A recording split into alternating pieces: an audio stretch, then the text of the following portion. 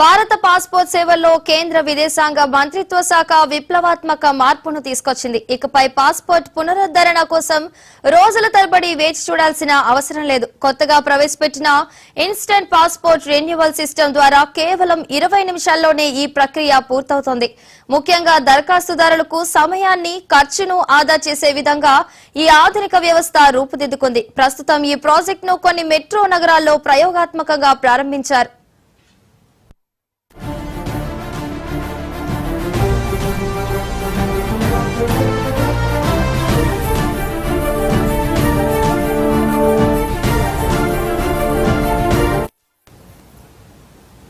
ఈ కొత్త వ్యవస్థ పాస్పోర్ట్ సేవలను మరింత వేగవంతం, పారదర్శకం చేసింది. దరఖాస్తు మొదలుకొని పత్రాల ధృవీకరణ వరకు అన్ని ఆన్లైన్లోనే పూర్తి చేయవచ్చు. దరఖాస్తుదారుడు అపాయింట్మెంట్ తీసుకున్న తర్వాత చివరి దశలో బయోమెట్రిక్ ధృవీకరణ పూర్తయిన వెంటనే 20 నిమిషాల్లో పాస్పోర్ట్ రెన్యువల్ మంజూరవుతుంది.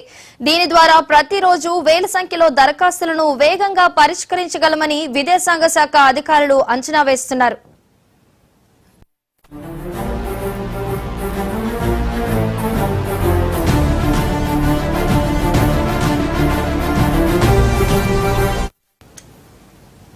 పాస్పోర్ట్ రెన్యువల్ కోసం దరఖాస్తు చేసుకునే వారికి విదేశాంగ శాఖ కొన్ని ముఖ్య నిబంధనలను ప్రకటించింది. పాత పాస్పోర్ట్ గడువు ముగియడానికి 1 సంవత్సరం మిగిలి ఉన్న దరఖాస్తుదారులు సైతం ఈ కొత్త సౌకర్యాన్ని వినియోగించుకోవచ్చు. ఇది పౌరులకు చాలా సౌలభ్యాన్ని అందిస్తుంది. అంతేకాక ఈ ప్రక్రియలో భద్రతా ప్రమాణాలను ఏమాత్రం తగ్గించకుండా సాంకేతికతను సమర్థవంతంగా వినియోగించుకోవడంపై అధికారులు ప్రత్యేక దృష్టి సారించారు.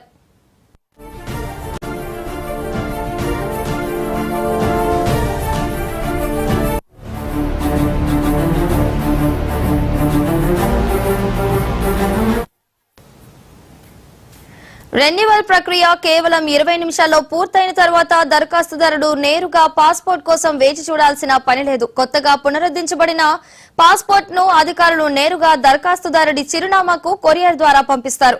సాధారణంగా ఈ మొత్తం ప్రక్రియ పూర్తయి కొత్త పాస్పోర్ట్ కేవలం 48 గంటల్లోనే ఇంటికి చేరుతుంది. ఈ వేగవంతమైన డెలివరీ విధానం అత్యవసర ప్రయాణాలు చేయాలనుకునే వారికి గొప్ప ఉపశమనాన్ని ఇస్తుంది.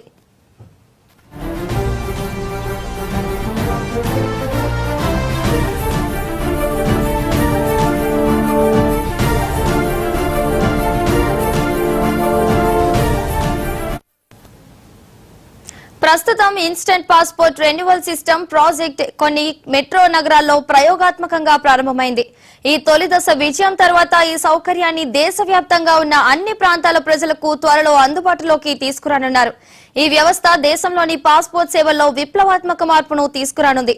భారత పాస్పోర్ట్ సేవలు మరింత సులభంగా, వేగంగా, పారదర్శకంగా మారాయని అధికారులు చెబుతున్నారు.